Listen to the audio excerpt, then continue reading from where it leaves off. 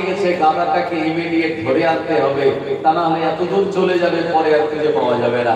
3 নম্বর কাজ হলো সাহাবী খেজুর বাগানে পানি নেই, পানি নেওয়া দরকার, কারণ খেজুর বাগানটা শুকিয়ে গেছে, পানির অভাবে খেজুরগুলো ঝরে যাচ্ছে। আমার ভাইয়ানেরা, এই সাহাবী চিন্তা করছে আজকে জুমার দিন আমি নামাজে যাব, আবার আমার সামনে 3টে কাজ, একই টাইমে কাজগুলো করব কি করে। হঠাৎ করে সাহাবীর কানে আযানের আওয়াজ ভেসে আসলো, আল্লাহু আকবার, আল্লাহু আকবার।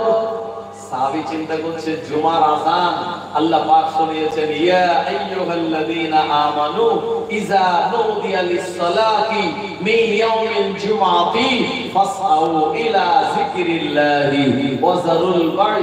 আল্লাহ বলেছেন, হে বিশ্বাসী ইমানদারেরা, যখন জুমার নামাজের জন্য তোমাদের আহ্বান করা হবে, ফাসআউ ইলা যিকরিল্লাহ, আল্লাহর জিকিরের দিকে তোমরা দ্রুত ধাবিত হও, ওয়া যারুল বাই, আর তোমরা বেচাকেনা বন্ধ করো, যালিকুম খায়রুল লাকুম ইন কুনতুম তা'লামুন, যদি তোমরা এটা বোঝো তাহলে তোমাদের জন্য ভালো।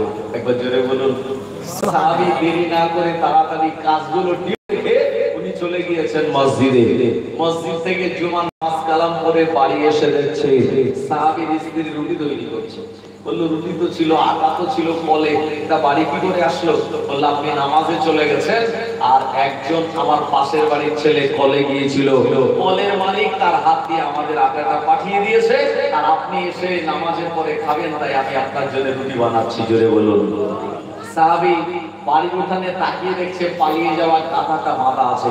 সাহাবী তো অবাক, এ পালিয়ে গিয়েছিল গাধা, এটা এখানে কি করে বাঁধা? বলল, আপনি নামাজে চলে গেছেন, দরওয়াজায় কেউ নক করছিল, দরওয়াজা খুলে দিলাম, আর দেখতে পেলাম যে গাধাটা চলে এসেছে, আপন গতিতে আমি তার দড়িটা ধরে বেঁধে দিয়েছি তার খোঁটায়। 3 নম্বর কাজ, সাহাবী চিন্তা করছে, আল্লাহ আমার তো 3 কাজের 2 কাজ হয়ে গেছে, একটা যেটা বাকি আছে ওটাও মনে হয় বাকি না, ওটাও হয়ে গেছে।